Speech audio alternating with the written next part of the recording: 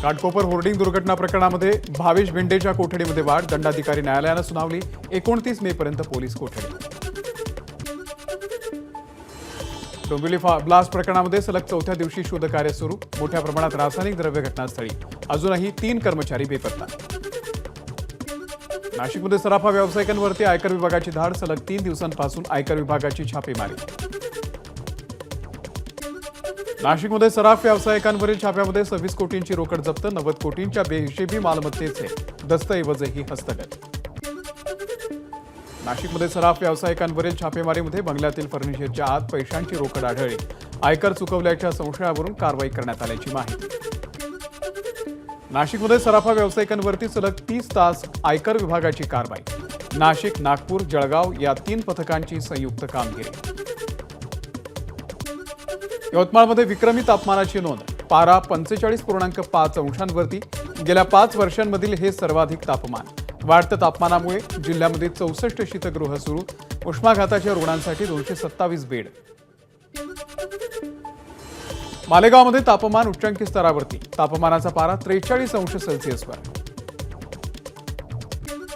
धुळे शहराला पाणीपुरवठा पुरवणाऱ्या डेडरगाव या तलावातील पाणीसाठ्यामध्ये मोठ्या प्रमाणात घट, 15 ते 20 दिवस पुरेल इतकाच पाणीसाठा शिल्लक. छत्रपती संभाजीनगरमधील हर्सुल तलावामध्ये 15 दिवस पुरेल इतकाच जलसाठा शिल्लक, मृत साठ्यामधून रोज 5 MLD पाण्याचा उपसा.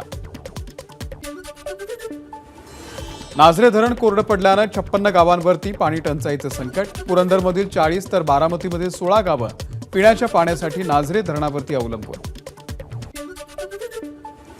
वाशिमच्या मालेगाव तालुक्यातील खैरखेडा गावामध्ये पाणी टंचाई कायम, पाण्यासाठी खैरखेडा गावातील नागरिकांची डोंगर कड्यावरून 1 किलोमीटरची पायपीट. छत्रपती संभाजीनगरच्या सोयगाव तालुक्यामध्ये उष्माघातामुळे 24 तासात 2 जणांचा मृत्यू, काल घोसला गावातील सुमन पवार नावाच्या 17 वर्षीय तरुणीचा उष्माघातामुळे मृत्यू. बंगालच्या उपसागरामध्ये रेमल या नावाच्या चक्रीवादळाला धडकणार, पश्चिम बंगाल, ओडिशा या भागातली एनडीआरएफची टीम तैनात. मेच्या शेवटच्या आठवड्यामध्ये चक्रीवादळ निर्माण होण्याच्या आणि मान्सूनच्या केरळमधील आगमनावरती विशेष परिणाम होणार नाही, हवामान तज्ज्ञांची माहिती. 31 मेच्या दरम्यान केरळमध्ये तर 10 जूनच्या दरम्यान मुंबईसह कोकणात मान्सूनचं आगमन होणार. 15 जूनच्या दरम्यान सह्याद्रीचा घाटमाथा ओलांडून उर्वरित महाराष्ट्रामध्ये मान्सून दाखल होईल, हवामान तज्ज्ञ माणिकराव खुळे यांची माहिती. पुढच्या आठवड्यामध्ये सोमवारपासून मुंबईमध्ये हलक्या पावसाची शक्यता, सोमवार ते बुधवार मुंबईमध्ये हलक्या सरींचा अंदाज. जळगावच्या रावेर आणि जामनेर तालुक्याला अवकाळी पावसाचा तडाखा, केळी बागांचं मोठं नुकसान. धाराशिवमध्ये वादळी वाऱ्यासह पाऊस, उमरगा तालुक्यातील वांताळ गावातल्या शेतकऱ्यांचा वीज पडून मृत्यू. मुख्यमंत्री एकनाथ शिंदेंकडून मुंबईतल्या वडाळा भक्ती पार्क परिसरातून नालेसफाईच्या पाहणीला सुरुवात. 2 दिवस आधी मुख्यमंत्र्यांनी महानगरपालिकेमध्ये घेतली होती आढावा बैठक. बीकेसी परिसरामध्ये मिठी नदीच्या जवळ मुख्यमंत्र्यांनी केली नालेसफाईची पाहणी, मिठी नदीमधून मोठ्या प्रमाणात गाळ काढण्याचं काम सुरू.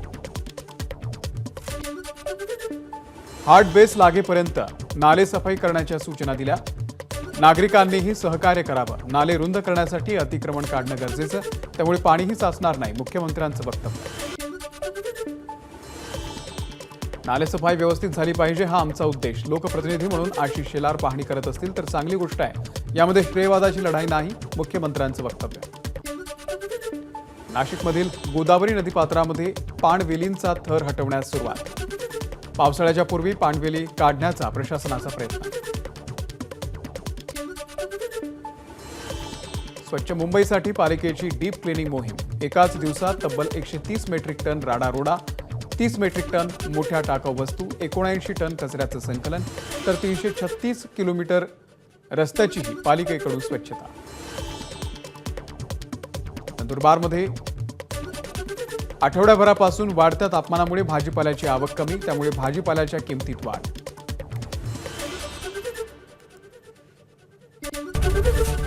एबीपी माझा, उघडा डोळे बघा नीट.